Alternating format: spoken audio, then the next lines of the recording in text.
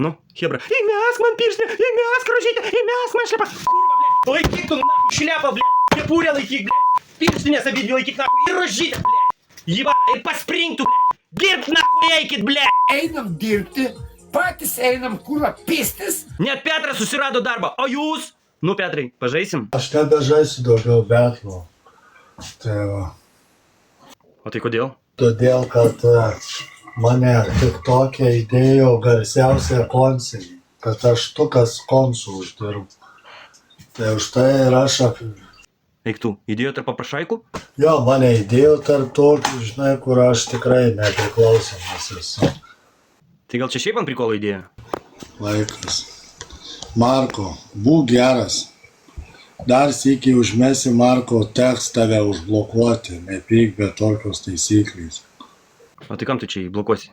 Jei, numeta tau, savanoriškai rožę. Paskui vėl visas internetas mane pridės prie konsinių. Aš nenoriu, kad man mestumėt, suprantat, kebra. Davai, Petrai, aš tau drambliuką užmėsiu.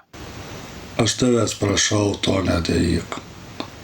Nu iš draugiškumo gi užmėsiu. Nu prašau, teks užblokuota. O tai kaip man atsidėkota už tavo muziką? Ir už tai, kad suteiki visiems džiaugsmo, pralinksmini visus, a? Atsidėkojimas už muziką galit parašyti žinutę, komentarą, ačiū, širdutę uždėti. Nereikia tų dovanų. Bet tai žmonės nori tau atsidėkot? Aš nenoriu, žinai, visų čia blokuoti, aš noriu gražiai su jumis susitart, žinai, nu aš nenoriu, žinai, kad man mestų, žinai. Tai va. Nu, Petrai, nepyk, bet... Nu nemeskit dovanų, aš prašau, nemeskit, būkit žmonės. Taigi iš draugiškumo čia. Nu ką, teks užblokuoti tave. Nu. Tu ką, rimtai? Nu ką, užblokuosiu tave. Kitaip neturi išeities. Nutrindėts! Aš sakau žmonės, aš netoks žmogus.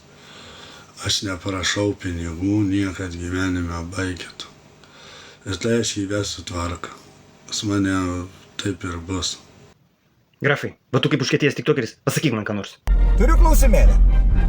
O jeigu iš tiesų Vilniuje, ten kur anksčiau stovėjo paminklas Cvirkai, būtų atidarytas koks nors monumentas ar paminklas Petrui! Gera idėja! Noriu galbūt konkursą paskelbti. Sugalvok tokiai aikštei pavadinimą.